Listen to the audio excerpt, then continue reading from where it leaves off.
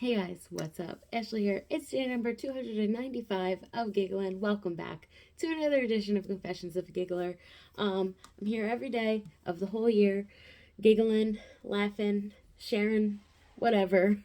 So here we are. So a few days ago, sorry. So a few days ago, I announced that I was going to be rereading Harry Potter and sharing all my thoughts as I go along. That video did not do so great, but I made a commitment. I said that I was going to do something, so I'm going to do it. And 365 videos, they can't all be winners. So that's fine. So today we're going to talk about Harry Potter and the Philosopher's Stone, book number 1, Sorcerer's Stone. The Sorcerer's Stone. As if I'm in England or something. Oh my god. Anyway.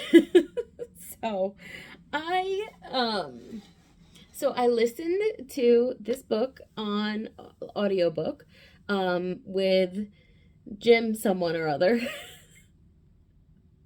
I really should have my facts straight before I come and talk.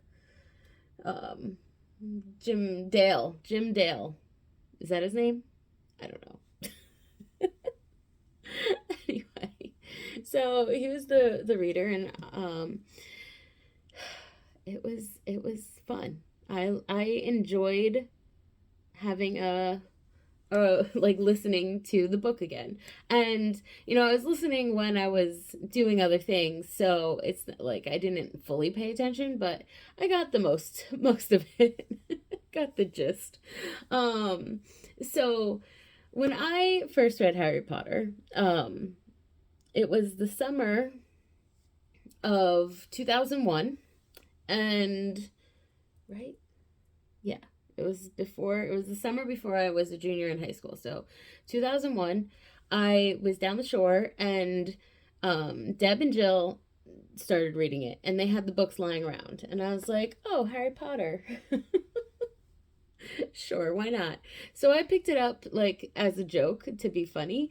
And then I was like, oh, wait a second. This is actually really very good. so I read the first 4 books then, and yeah, so my impression of the first book was I obviously liked it because I continued to read all the stories, and the first 4 books were out, so I read all 4 of them very quickly, and patiently waited for the last 3 as everyone else did. And yeah, so the first book was a really great starting point. And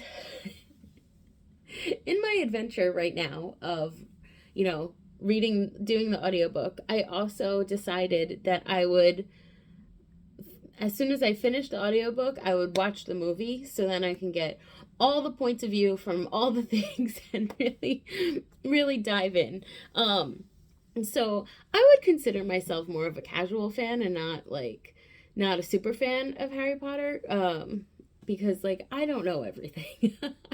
And I've forgotten a lot of details throughout the years. And honestly, once the movies came out, I have not looked back at the books at all, because I'm more of a visual or a audio type of person, and my reading skills are not great. I mean, obviously I know how to read. I just have a short attention span. So it's hard for me to read long things. If that makes sense. So yeah, so I'm much better focusing on a visual or listening to something. So there's something that I need to say. Because I was listening to the book, and one, there's a few things that are pronounced differently in the audiobook as they are in the movie, and that's throwing me off. And I had no idea that, like, I don't know which one's right. So I Googled it. And in the movie, obviously, he who must not be named, or you know who, or whatever, his name is Voldemort in the movie with a T at the end. And then in the book, in the audiobook, it's Voldemort with no T. And apparently, the T was supposed to be silent all along, and it's pronounced wrong in the movie.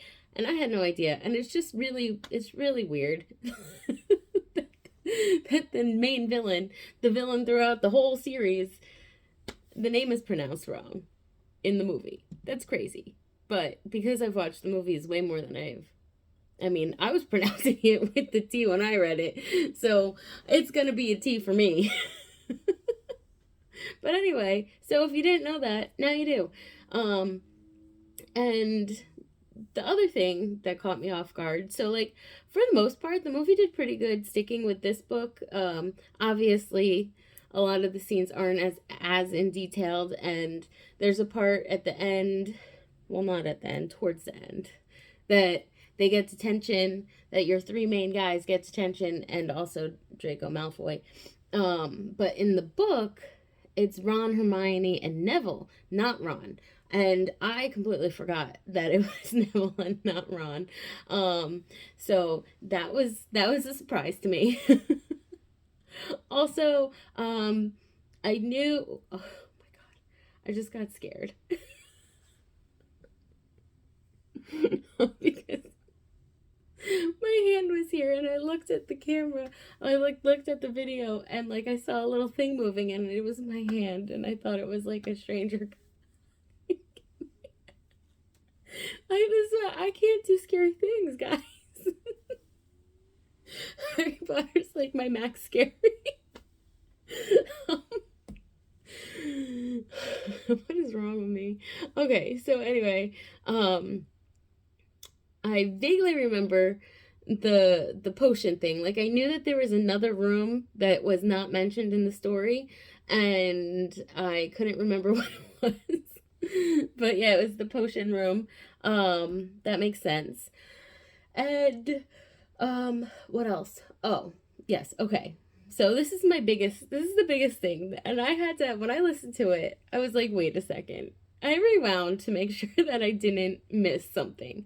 So when they get past the Fluffy and they fall down into the trapdoor and they land in the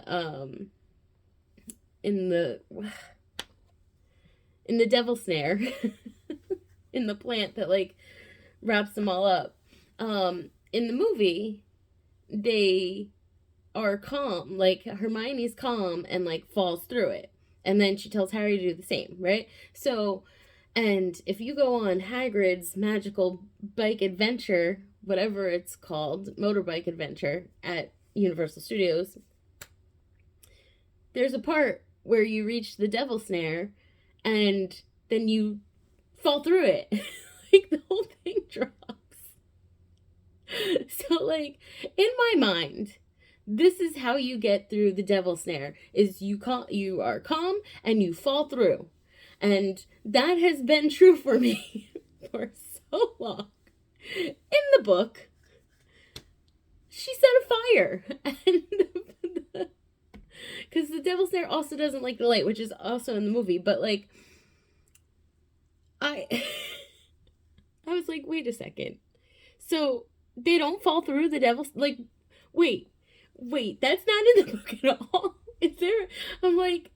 Is there another book that has devil snare in it that they use this calm fall through the devil snare bit?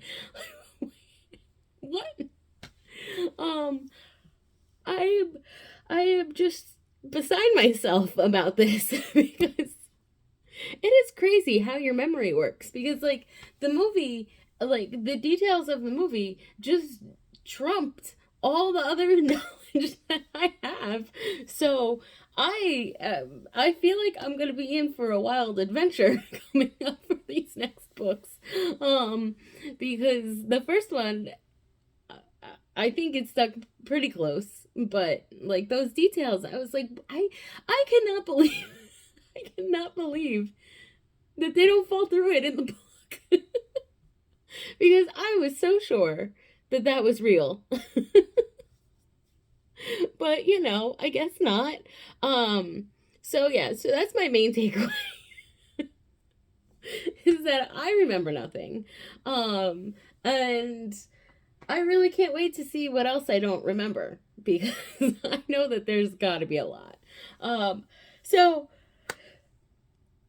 oh, sorry. So yeah, so let me know, what are your thoughts on Harry Potter and the Sorcerer's Stone? Um, and do you remember, like, what do you remember that's different from the book to the movies? Do you read the books more? Do you watch the movies more? What are your thoughts? Let me know. Um, yeah. Also, I would like to say they're like so rude to Hufflepuffs in this in this book. Like, I'm pretty sure Draco Malfoy was like, I mean, I don't, he didn't say these exact words, but he was like, I would rather die than be a Hufflepuff. I was like, excuse me, Draco, we don't want you anyway. But yeah, so I guess that's gonna be it for me for today.